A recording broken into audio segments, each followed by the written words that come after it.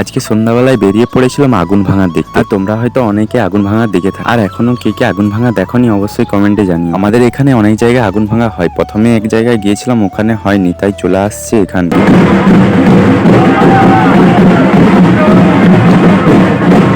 সব বাবার ভক্তরা যাচ্ছে আগুন ভাঙতে। সত্যি ভোলে বাবার ক্ষমতা তাহলে কত ভাবো। এই লাল জ্বলন্ত আগুনের উপর দিয়ে বাবার ভক্তরা পেরিয়ে যায়, তবু বাবার ভক্তদের কিছু হয় না। এখানের আগুনটা অনেকই কম, অন্য জায়গায় আমি দেখেছি এর থেকেও বেশি আগুন করা হয়।